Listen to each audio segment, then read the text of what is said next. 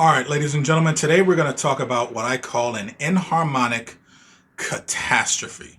And this happens in one of the most unassuming places in all of jazz.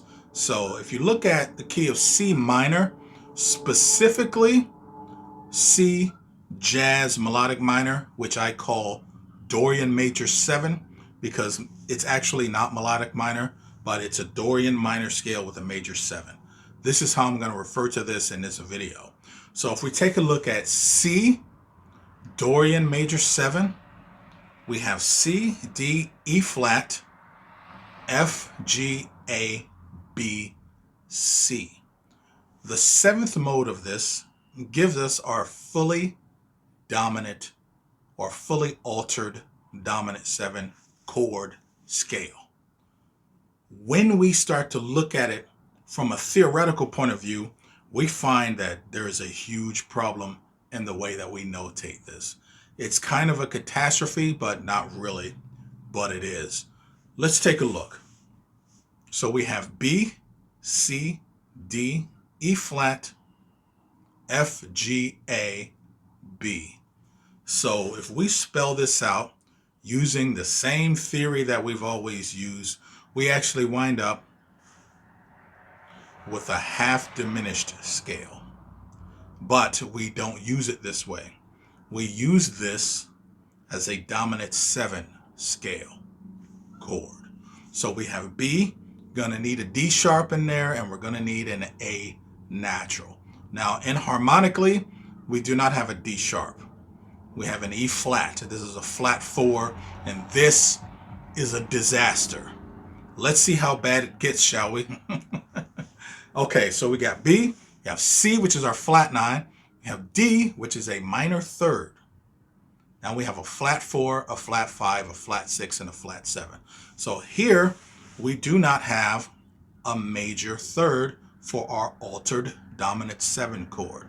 So somehow, we got to get a D sharp in this thing. Okay, so now we have B, C, which is a flat 9.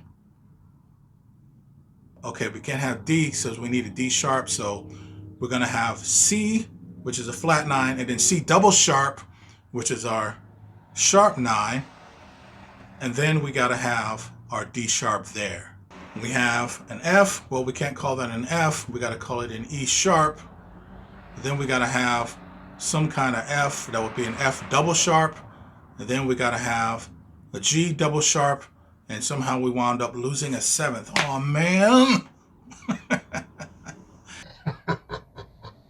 So as you can see, this is horrifying to notate. It's beautiful to listen to. I'll play a little bit at the end of this, and then you guys can hear what this thing sounds like.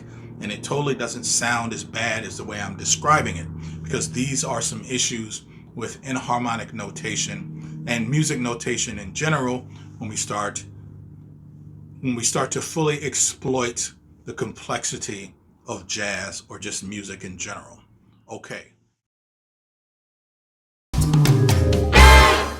What we land on is basically B natural.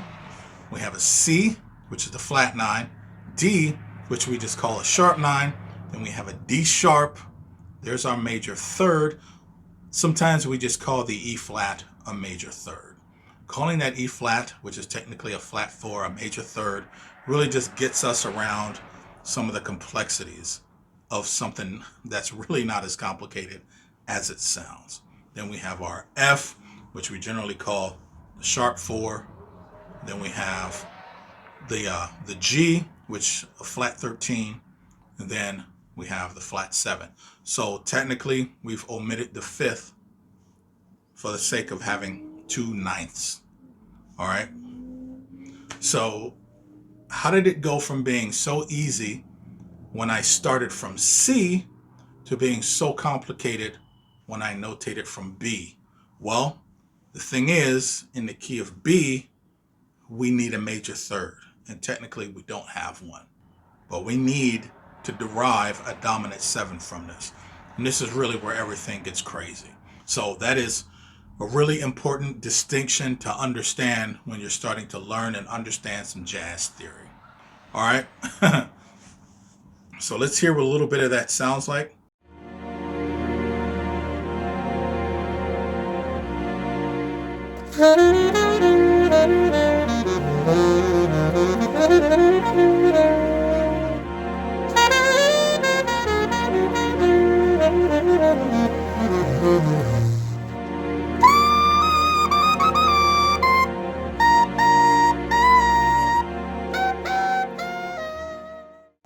If you guys are tired of spending a whole lot of money on reeds, ladies and gentlemen, very soon I'm going to be dropping my cheap reeds review. I got one of the cheaper ones from Van Doren, the Juno here, and then I got the rest of these from Rico. We got some Lavaz, some Hemke, the regular orange box, some Rico Royals here.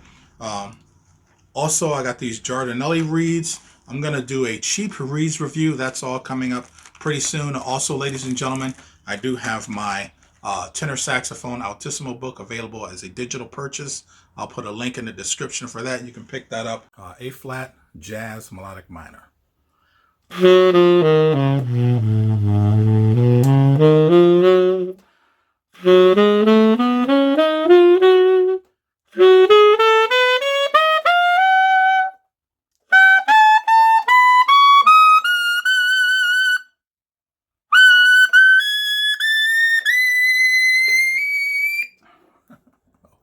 And, ladies and gentlemen, to continue on that reed quest, I'm going to do the Bad Mama Jammas, the Rigotti Gold, and the Boston Sax Shop reeds, comparing those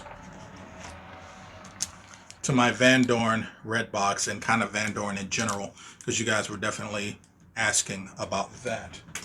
All right, ladies and gentlemen, so let me play that sound and the modes of the Dorian Major 7. Jazz melodic minor, so that way you guys can get an idea of what that sound is even all about. Okay, let's get to it.